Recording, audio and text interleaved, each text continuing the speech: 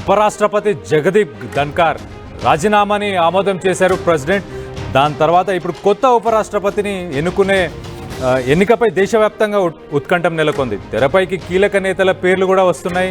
దాంట్లో ప్రధానంగా మనం చూస్తే కనుక బీహార్కి సంబంధించి ఎవరైతే ఇప్పుడు సీఎం ఉన్నారో నితీష్ కుమార్ పేరు లిస్ట్లో ఉంది ఫస్ట్లో.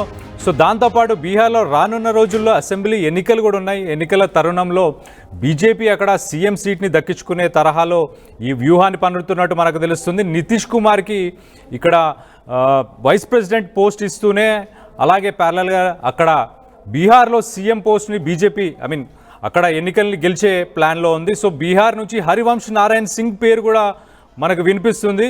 సో ఆయన ఇప్పటికే బాధ్యతలు చూసుకుంటే కనుక ఆయన డిప్యూటీ చైర్మన్గా కూడా హరివంశ్ బాధ్యతలని ఇప్పటిదాకా నిర్వహించారు. సో యూపీ నుంచి ఇంకొక పేరు కూడా వినిపిస్తుంది. యూపీ నుంచి కేంద్ర మంత్రి రాజ్నాథ్ సింగ్ పేరు కూడా మనకు వినిపించడం గమనార్హం. అలాగే సౌత్ నుంచి కనుక మనం చూసుకుంటే సౌత్ ఇండియా నుంచి ప్రధానంగా కేరళ నుంచి మన ఎంపీ శశి థరూర్ పేరు వినిపిస్తుంది. కొద్ది రోజుల క్రితం ఏదైతే ఆపరేషన్ సింధూర్కి సంబంధించి ఒక బృందం వివిధ దేశాలకు ఏదైతే వెళ్ళిందో ఆ తరుణంలో శశి థరూర్కి మోదీకి మంచి రిలేషన్ బిల్డ్ అన్నట్టు కూడా చాలా వార్తలు వచ్చాయి. సో ఆ తరుణంలోనే కొద్ది రోజులుగా బీజేపీ మోదీతో శశి థరూర్కి స్నేహం పెరిగిందని కూడా మనకు తెలుస్తుంది. సో ఆయన పేరు కూడా ఇక్కడ రావడం గమనార్హం. సో మనం చూస్తే తెలుగు రాష్ట్రాల నుంచి కూడా మాజీ కేంద్ర మంత్రి మళ్ళీ అందరికీ సుపరిచితుడైన మన చిరంజీవి పేరు కూడా ప్రచారంలో ఉంది. సో ఇవన్నీ పేర్లు ఇప్పుడు డిప్యూటీ వైస్ ప్రెసిడెంట్కి వీళ్ళందరి పేర్లు కూడా వినిపిస్తున్నాయి.